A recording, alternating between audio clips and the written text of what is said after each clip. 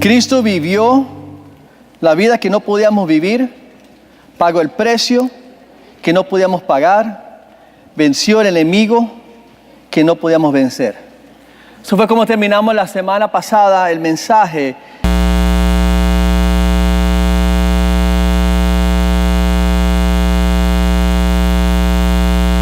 La vida de Cristo. Tengo 2 meses estudiando del libro de Lucas en particular, la vida de Cristo y la relación del Espíritu Santo en su vida. Unas semanas atrás comencé a entrar en un tiempo de 40 días de un enfoque espiritual, orando sobre este tema en particular en mi propia vida y para la iglesia. Dedicando tiempo todos los días para buscar de Dios y pedirle a Dios que me muestre a mí, porque yo quiero vivir esta vida de la cual Cristo vivió. Y yo creo que es todo lo que todos debemos de querer y anhelar, vivir bajo la presencia y el poder del Espíritu Santo. Entonces Cristo vivió una vida la cual nosotros no podíamos vivir, una vida perfecta, una vida en relación con el Padre perfecto, en relación con el mundo perfecto, en relación con representando al Padre en el mundo perfecto, y venció toda tentación. Y quiero que nos enfoquemos más en este primer punto. Vivió la vida que no podíamos vivir nosotros. Ahora, primero, Él nos llama a través de lo que Cristo hizo. La vida que Él vivió, el pago que Él pagó, y venciendo el enemigo, nos da a nosotros la oportunidad de tener una relación con el Padre. Tener vida eterna, de estar en una relación con Él. Él, a través de esto, de Él vencer el enemigo, de pagar el precio, nosotros tenemos lo que dice la palabra de Dios, paz con Dios en Romanos 5. Tenemos perdón, misericordia, hemos recibido gracia de Dios. Estamos en una buena relación con el Padre. Tenemos vida eterna. Estamos con el Padre, tenemos vida eterna estando en una relación con Él. Todo provisto a través de Cristo. Entonces queremos primero ver qué es esta vida la cual Cristo vivió. ¿Cómo es que Él la vivió? Y es unas pocas de las muchas formas en que Cristo vivió. Pero Cristo vivió una vida que no podíamos vivir nosotros.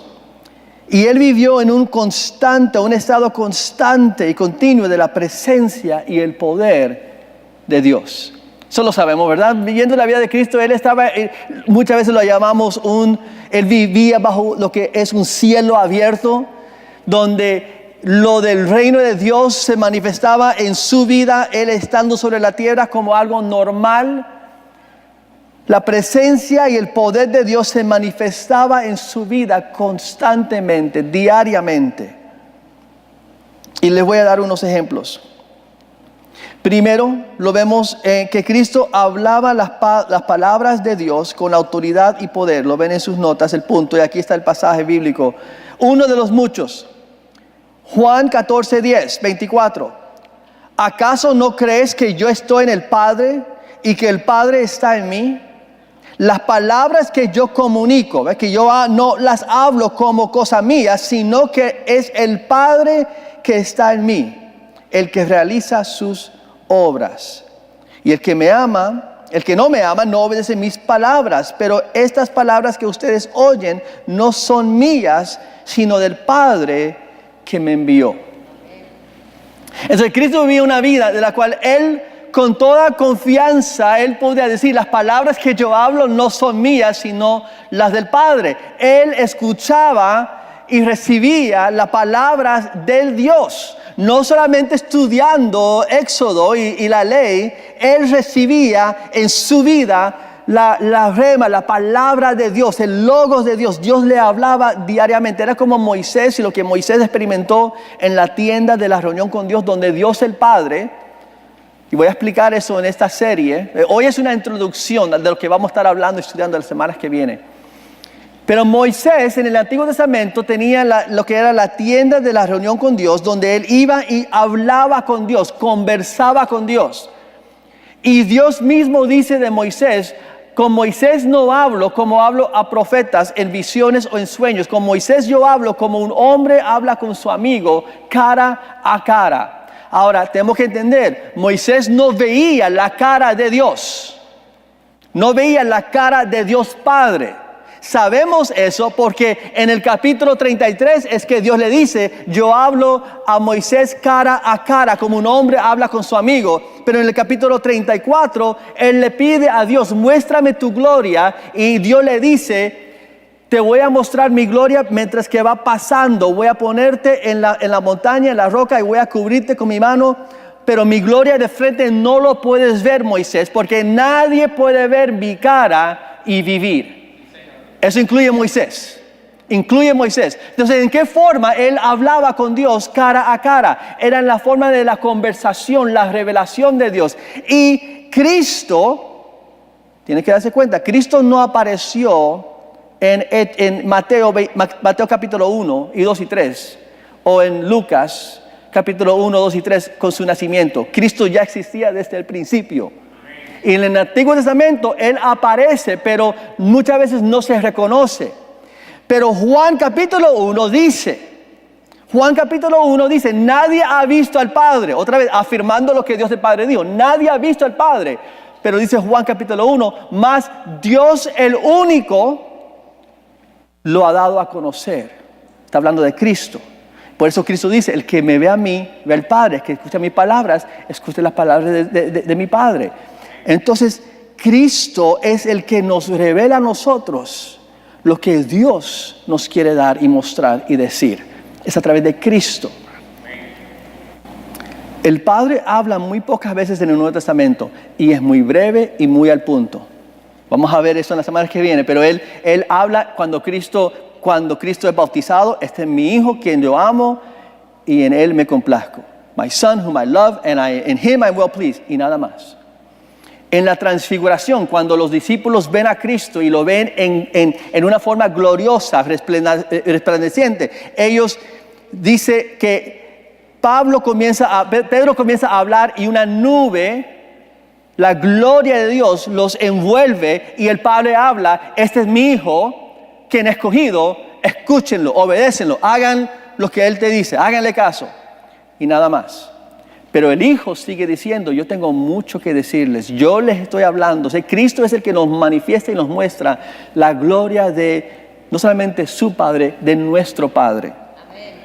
Y Él nos muestra a nosotros el ejemplo, viviendo un ejemplo del cual Él recibía, Él identificaba, Él conocía las palabras como Moisés en la tienda de la reunión con Dios, donde él tenía esa comunicación con Dios como hombre, como amigo, cara a cara. No era solamente visiones, no, Cristo tenía lo mismo y Cristo a través de él nosotros podemos tener lo mismo. Cristo conocía y vivía una vida conociendo la palabra de Dios. No solamente eso, dice Juan 5:19, entonces Jesús afirmó, ciertamente les aseguro que el Hijo no puede hacer nada por su propia cuenta, sino solamente lo que ve que su Padre hace, porque cualquier cosa que hace el Padre, la hace también el Hijo. Entonces no solamente Cristo podía identificar la voz de Dios, Él podía identificar la acción y la actividad de Dios. ¿Ve? Había un momento donde Él entra y estaba sanando a todos, pero había unos momentos donde Él veía uno entre toda la gente que tenía necesidad. Él vio uno y Él se fue a Él. Porque Él reconocía, mi Padre está obrando en este hombre. Pablo también tenía eso. Pablo dice en un momento dado que él estaba predicando, él vio un hombre que estaba cojo y dice, y vio que tenía fe para recibir sanidad. Pablo podía identificar, Dios está obrando en este hombre. Y entonces de todos yo me voy a acercar a él porque dirigido por el Espíritu Santo vio Dios obrando y actuando en él. Los que han estudiado un estudio que es muy conocido, se llama Mi experiencia con Dios, por el pastor Henry Blackaby, habla de eso, de reconocer dónde Dios está obrando y uniéndonos a lo que Dios está haciendo, la actividad de Dios. Y él dice, Dios está activo alrededor de nosotros todos los días. Pero muchas veces no nos damos cuenta de que Dios está ahí mismo en nuestras vidas actuando y no escuchamos su voz y no vemos su actividad, no vemos su obra y luego no nos unimos a lo que Dios está haciendo. Pero Cristo vivía una vida cual él escuchaba y él veía, él percibía, él sabía dónde Dios estaba obrando y podía identificar claramente, eso es mi Padre. Eso es mi Padre que está actuando y obrando. Cristo era un canal de la presencia y el poder del Padre. Ahora, esto es mucho, no podía ponerlos todos en la pantalla, solamente los tengo ahí en sus notas. Pero Él era un canal de la presencia y poder del Padre para perdonar. Para perdonar, y ahí dice el paralítico en Lucas 5 y Lucas 7. Ahora, de aquí en adelante vamos a enfocarnos más que todo en el libro de Lucas, en el Evangelio de San Lucas.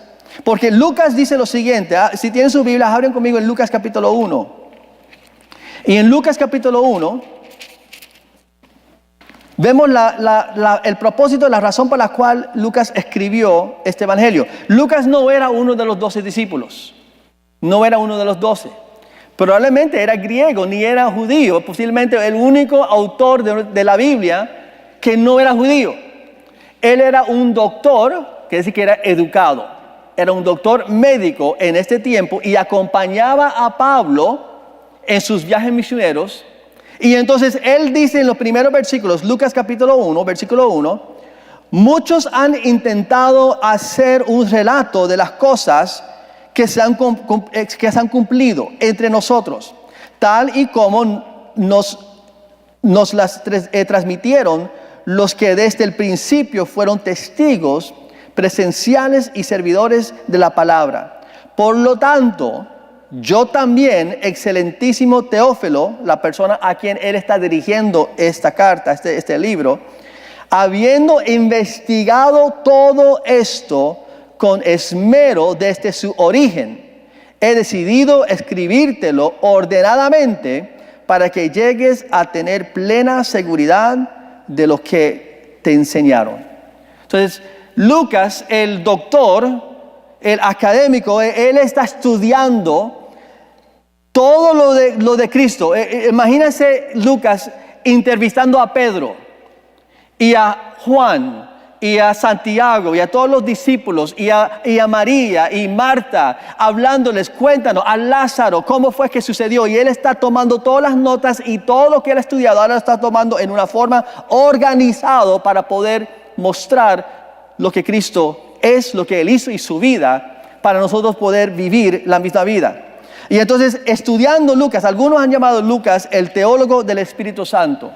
Entonces vamos a ver, por eso estamos enfocándonos en la carta de Lucas, pero vamos a usar otros versículos para también apoyar y dar luz a lo que estamos estudiando. Pero Cristo entonces, él era un canal de la presencia de Dios para perdonar, de poder y presencia y poder del Padre para perdonar. Y eso es lo que vemos en Lucas 5 y 7. En estos dos casos había personas que vinieron, ¿saben la historia del paralítico? Cristo está enseñando, vienen unos hombres, traen un paralítico que no podía llegar por sí solo a Cristo. Ellos abren el techo y lo bajan para que Cristo lo pueda sanar. Cuando Cristo lo ve y ve la fe de sus amigos, no lo sana primero o inicialmente, sino que le dice, tu fe te ha perdonado, eres perdonado de sus pecados. Y entonces ellos, todos los fariseos que estaban escuchando, dicen, ¿cómo se atreve él a perdonar? Y Cristo luego dice, para que sepas que el Hijo del Hombre tiene autoridad para ser un canal de la presencia, del poder, pero también de la gracia de Dios. Le dice al hombre, levántate y anda. Y el hombre ahora lo sana. ¿Cuál es más fácil decir? ¿Tus pecados son perdonados? O levántate y camine. Es más fácil decir tus pecados son perdonados, porque nadie puede saber si verdaderamente es una realidad o no. Pero cuando luego él dice eso y luego viene el milagro de sanidad y de poder, es evidencia de que él tiene autoridad y poder del Padre fluyendo a través de él.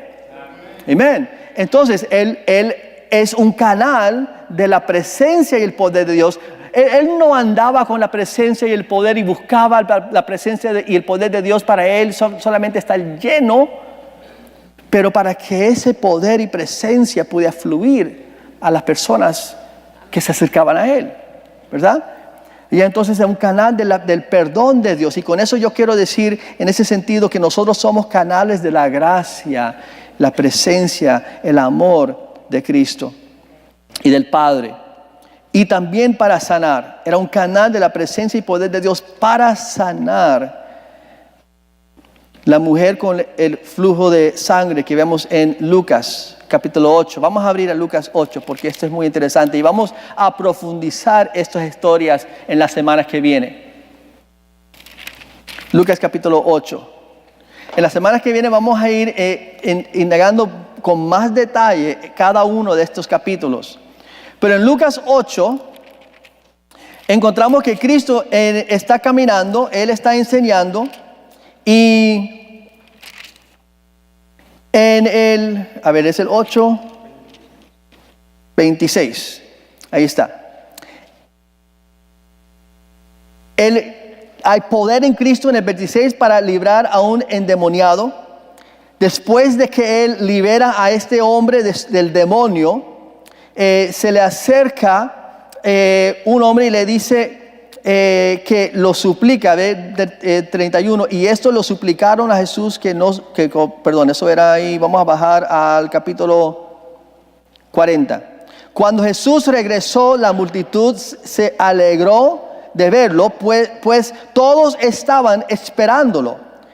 En esto llegó un hombre llamado Jairo, que era un jefe de la sinagoga. Arrojándose a los pies de Jesús, le suplicaba que fuera a su casa, porque su única hija de unos 12 años se estaba muriendo. Jesús se puso en camino y las multitudes lo apretujaban. Había entre la gente una mujer que hacía 12 años padecía de hemorragias, sin que nadie pudiera sanarla. Ella se le acercó por detrás, le tocó el borde del manto y al instante cesó su fluir de sangre. ¿Quién me ha tocado?, preguntó Jesús. Como todos negaban haberlo tocado, pues Pedro le dijo: Maestro, son multitudes las que te aprietan y te oprimen. No alguien me ha tocado, dice Jesús. Yo sé, mira lo que dice, yo sé que de mí salió poder.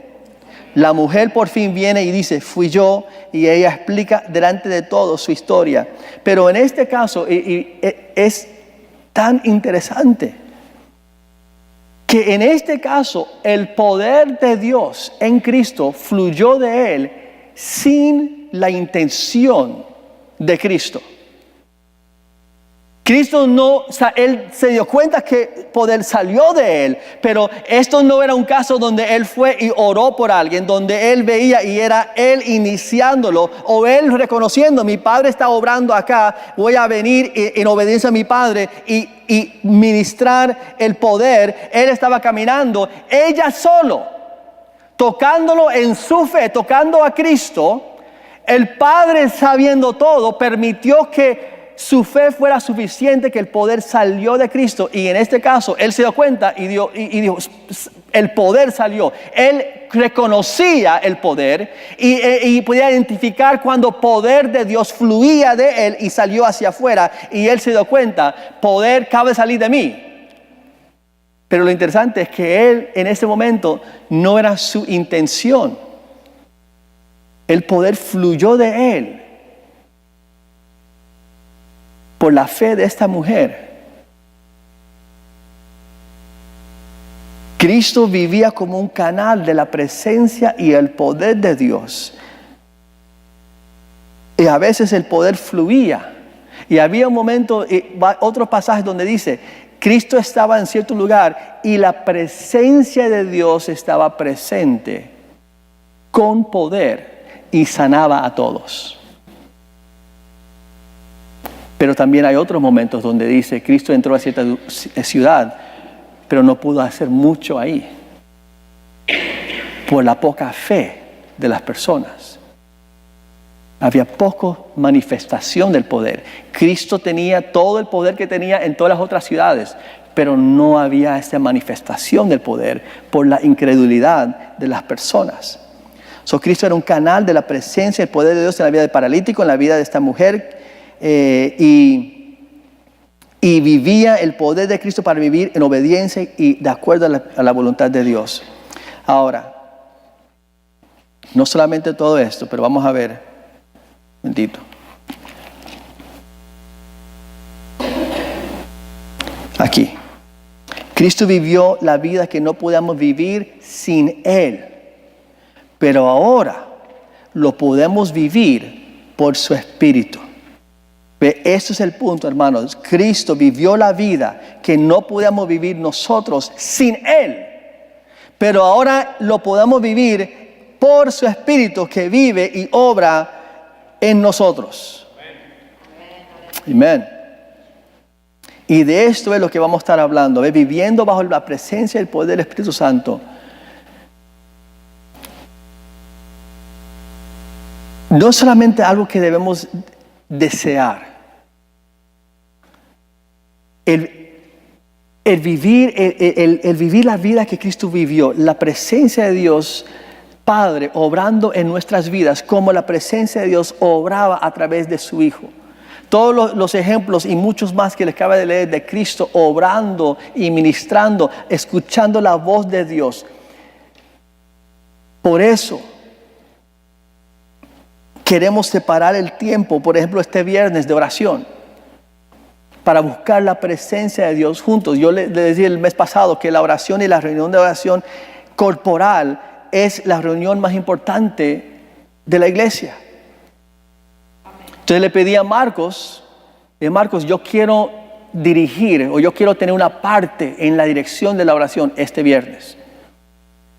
Y compartir lo que Dios está haciendo. Primero porque es a través de la oración, si vamos a ver Dios mover en nuestras vidas, va a ser a través de oración y los resultados de la oración en nuestras vidas.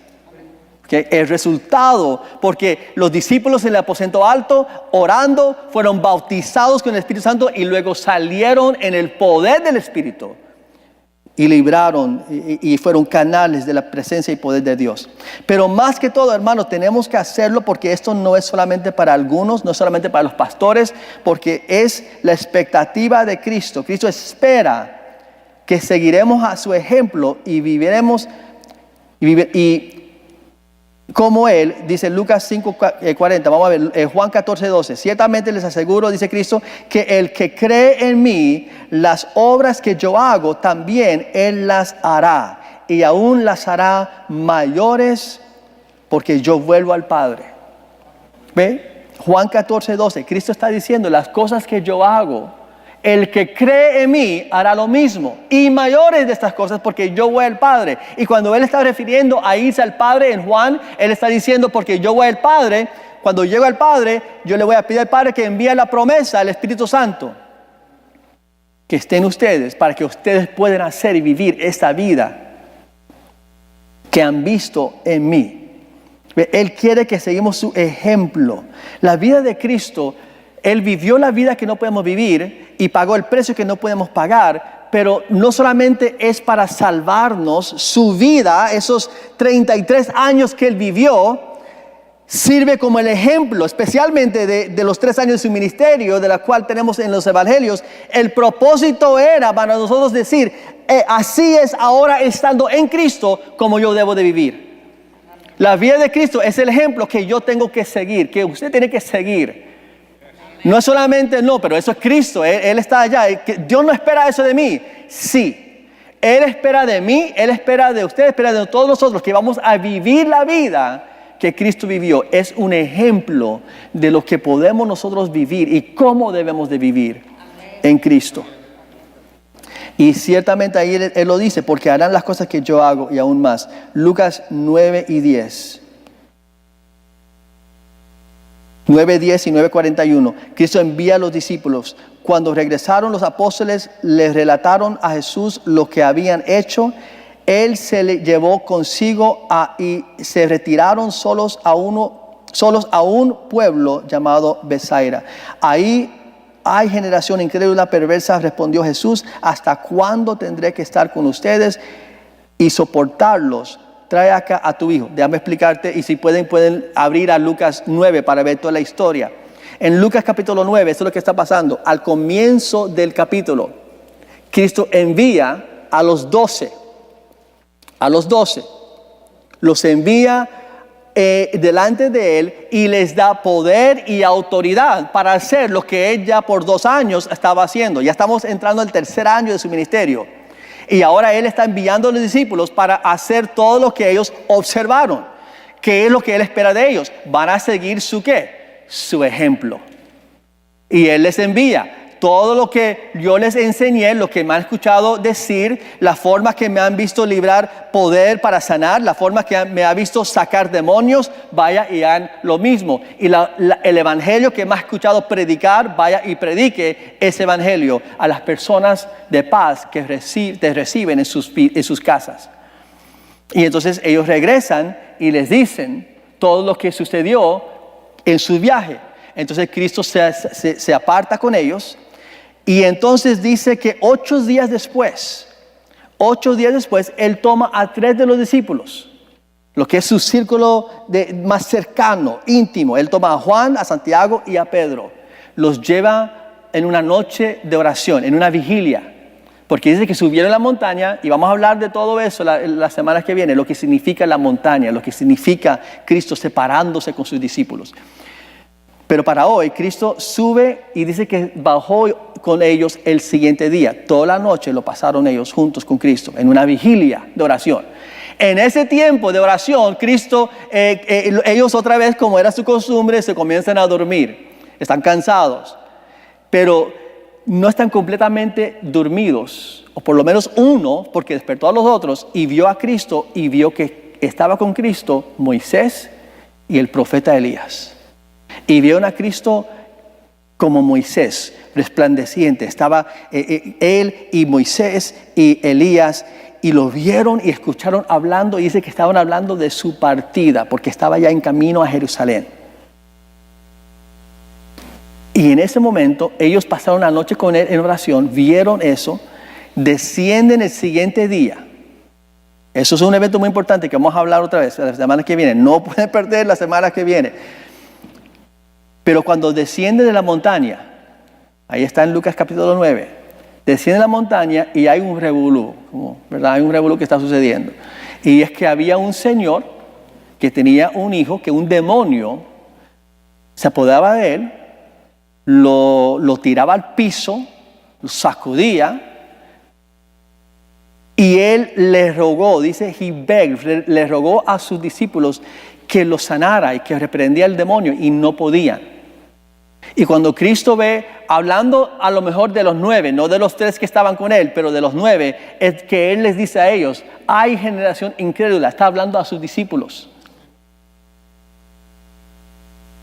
Y miren lo que dice, él está en camino a Jerusalén, ellos acaban de ir en un viaje solos, sin él, y pudieron ejercer su poder y su autoridad. En este momento no lo pueden hacer, y Cristo respondió a Jesús, ¿hasta cuándo tendré que estar con ustedes y soportarlos? Trae acá a tu hijo. Y Cristo lo sana.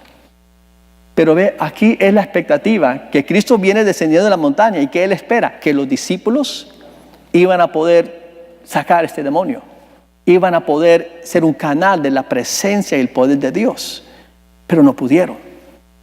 Y parte de la razón, vamos a ver eso las semanas que vienen, pero también para que vean la importancia de venir el viernes, parte de la razón por la cual no podían era que ellos no habían pasado la noche en oración como Cristo lo había pasado.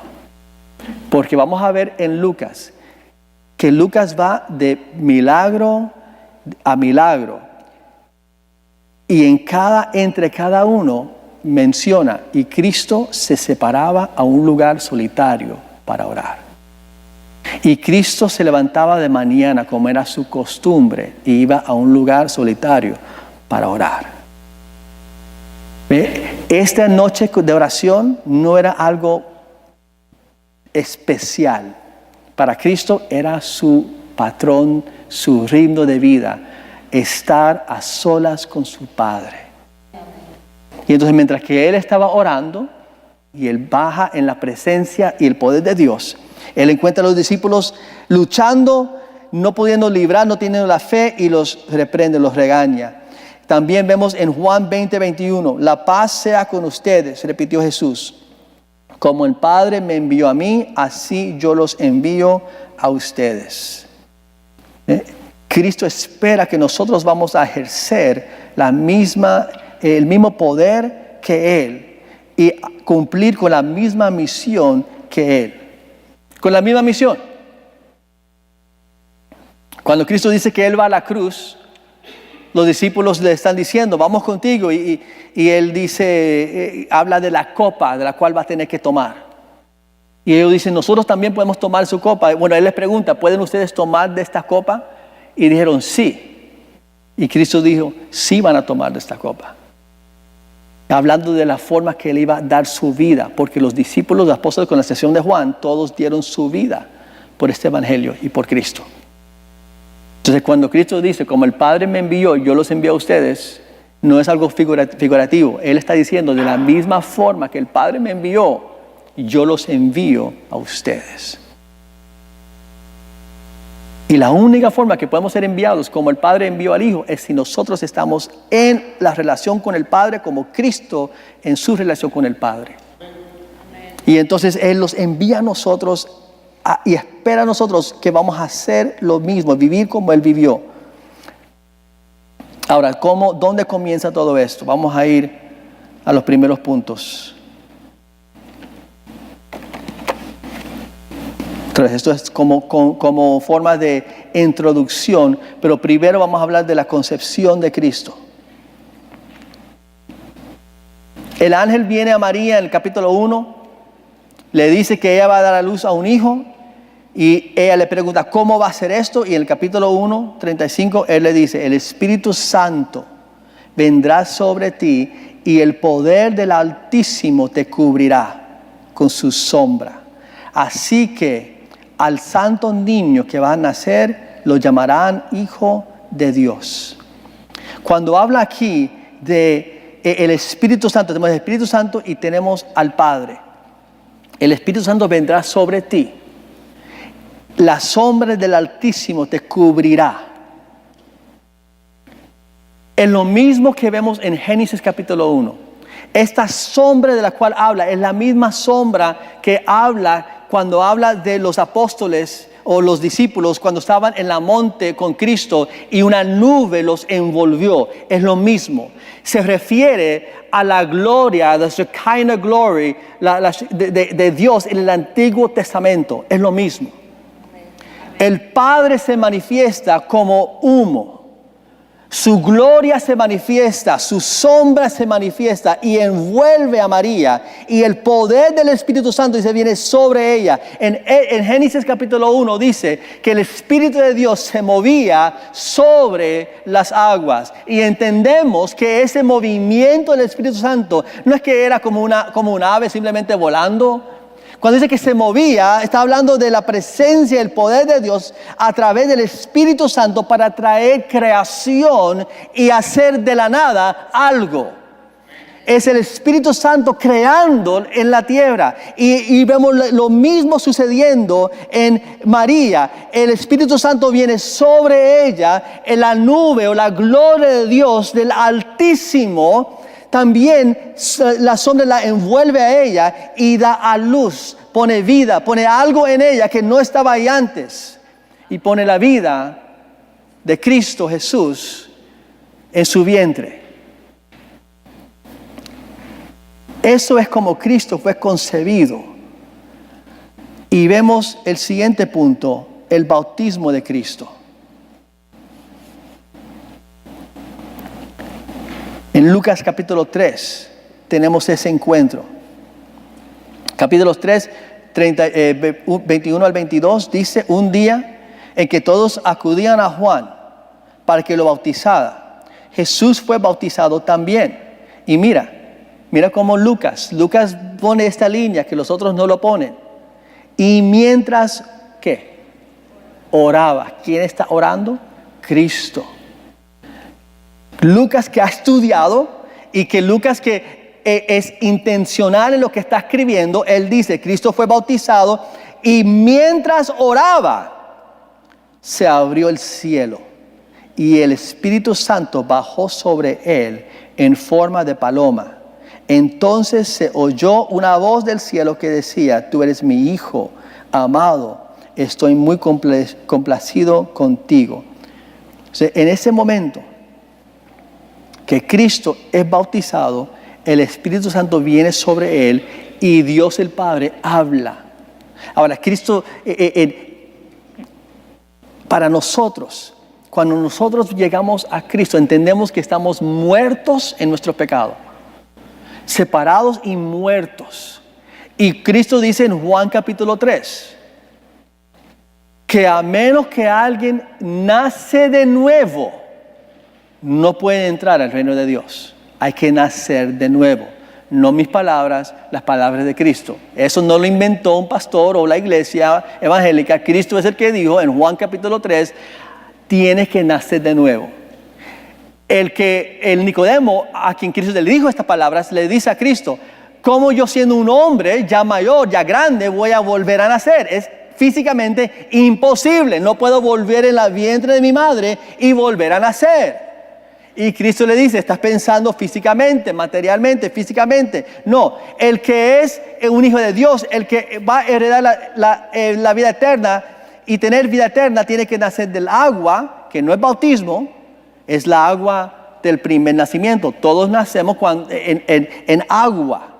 Se revienta la fuente de agua y ahí comienza a iniciar el nacimiento, los dolores de parto. Tiene que nacer de agua, el nacimiento natural, físico, pero también hay que nacer del Espíritu. Y eso es lo que Cristo habla y refiere al nuevo nacimiento, nacer de nuevo. Y entendemos que en palabras y términos teológicos, decimos que eso es la obra de regeneración, regeneration, de nacer de nuevo. Y entendemos que es obra del Espíritu Santo cuando ponemos nuestra fe en Cristo, que Él hace una obra de renacimiento en nosotros. Entonces, de la forma que el Espíritu Santo, cuando Dios creó los cielos y la tierra, y el Padre y el Hijo fueron presentes para crear, en la forma que cuando Cristo fue concebido, el Espíritu Santo vino sobre María y fue envuelta en la gloria del Padre. De la misma forma, espiritualmente, cuando nosotros nos arrepentimos de nuestros pecados, de una forma el Padre nos envuelve con su presencia y su gracia. El Espíritu Santo viene sobre nosotros y hace una obra de regeneración en nosotros y nacimos de nuevo. Y volvemos a tener vida ahora espiritualmente en relación con Dios. Y entonces, Cristo, nosotros, esto es una obra, lo que sucedió en María es algo que espiritualmente sucede en nosotros cuando entregamos nuestras vidas al Señor y tenemos vida. Y Cristo llega ahora a vivir en nosotros. Cristo vive en mí. María, después de ese día, ella pudo decir literalmente: Cristo vive en mí, ¿verdad? Cristo, el Mesías, vive en mí. ¿Y qué decimos nosotros? El momento que el Espíritu Santo viene sobre nosotros y la gloria del Padre nos envuelve y dice: son míos, los perdono. Cristo ahora llega a vivir en nosotros. Amén. Entonces, Cristo el hombre, bautizado con el Espíritu Santo, dice capítulo 4, versículo 1, Jesús, lleno del Espíritu Santo, volvió del Jordán, donde fue bautizado, y fue llevado por el Espíritu al desierto. La palabra desierto, vamos a estudiar eso. Pero en este momento yo quiero que vean que dice lleno del Espíritu, lleno del Espíritu. Fue llevado por el Espíritu, dirigido por el Espíritu. En inglés dice, the Spirit led him, dirigido, guiado, el Espíritu lo llevó al desierto, donde pasó 40 días en ayuno y oración. Y dice, durante ese tiempo el diablo lo tentó. Y muy interesante, si ven capítulo 4, Cristo lleno del Espíritu, llevado por el Espíritu, dirigido por el Espíritu. La misma palabra lo dice del diablo, que dice que se le presentó el diablo y el diablo lo llevó al lugar más alto. del templo. Y el diablo lo llevó a un lugar donde podía ver. Aún él siendo llevado por el Espíritu Santo, el diablo todavía vino para tentarlo y tratar de desviarlo del camino del Espíritu Santo. Pero Cristo, lleno del Espíritu, pudo reconocer lo que el diablo estaba haciendo y no cedió. Pero tenemos que darnos cuenta, el diablo viene aún en los momentos de búsqueda espiritual. Y el pecado no es en que el diablo te lleva a la tentación. El pecado es lo que haces cuando ya el diablo te pone la prueba y te tenta. Y hay tentación. Cristo no pecó en ser tentado. Pecado hubiese sido cediendo a la tentación. Pero eso no es el punto. El punto que le quiero dar es este. Capítulo 4, versículo 1 y el 14. Jesús, lleno del Espíritu Santo, volvió del Jordán, y el Espíritu lo llevó al desierto. El desierto simboliza, o no simboliza, pero representa tiempo de oración. Tiempo de oración. Por 40 días, Él estaba buscando la presencia y una audiencia con su Padre. Y el capítulo 4, versículo 14 dice, y Jesús regresó a Galilea en el poder del Espíritu y se extendió su fama por toda aquella región. Lleno del Espíritu, entró al desierto, salió lleno del poder del Espíritu. Y entre medio tienes ese tiempo de desierto. Y eso es lo que yo quiero que ustedes vean. Cada vez que dice Lucas que Cristo fue al lugar solitario, es la misma palabra que se traduce desierto. Eremos topos, lo mismo. Y Cristo dice y el Espíritu lo llevó al eremos topos, que es el desierto o lugar seco o lugar solitario. Y entonces en el siguiente capítulo, en el griego dice, y Cristo acostumbraba por la mañana ir al eremos topos, pero en el español lo traduce a un lugar solitario. Pero lo que quiere decir es que Cristo seguía en todos sus 3 años volviendo a ese tiempo de desierto, lleno del Espíritu, el tiempo solo con Dios, y el resultado es el poder del Espíritu manifestado en su vida. Si queremos vivir esta vida,